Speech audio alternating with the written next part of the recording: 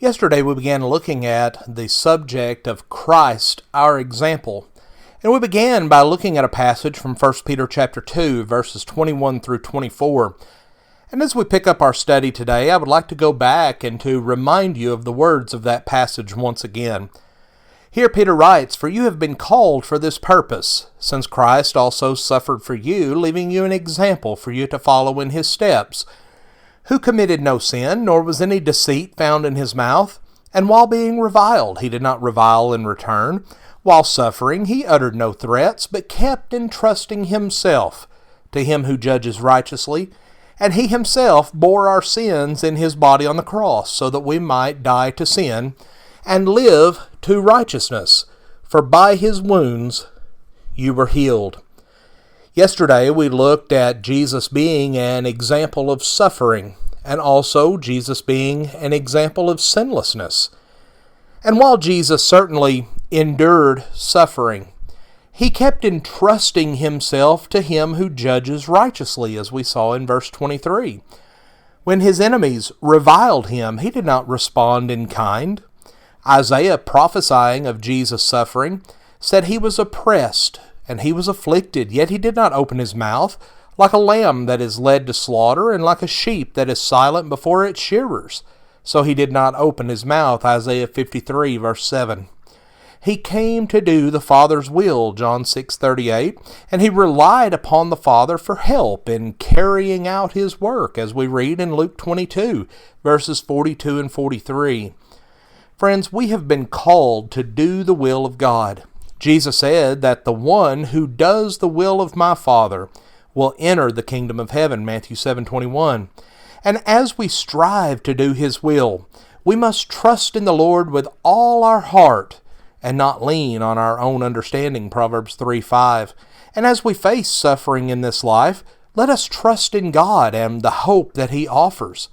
Paul described his attitude when he despaired even of life.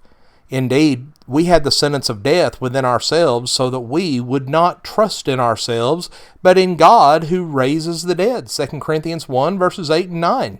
And as we face difficulties and circumstances beyond our control, we need to recognize that our dependence is upon God, and we need to rely upon him. But also we see that Jesus bore our sins in his body on the cross, 1 Peter 2:24. And as we already noticed, Jesus did not go to the cross on account of his own sins, 1 Peter 2:22. Simply put, he died for our sins.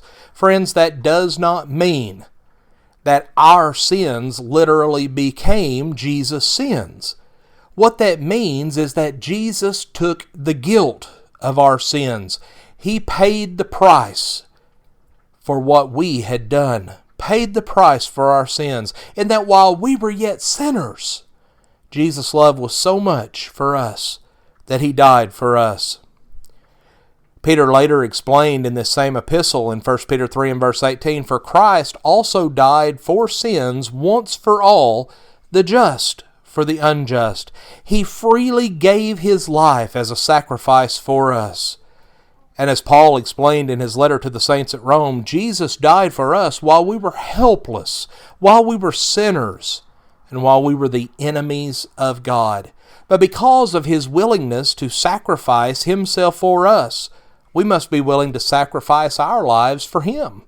Paul told the Romans, "Therefore I urge you, brethren, by the mercies of God, to present your bodies a living and holy sacrifice, acceptable to God, which is your spiritual service." Romans 12 and verse 1.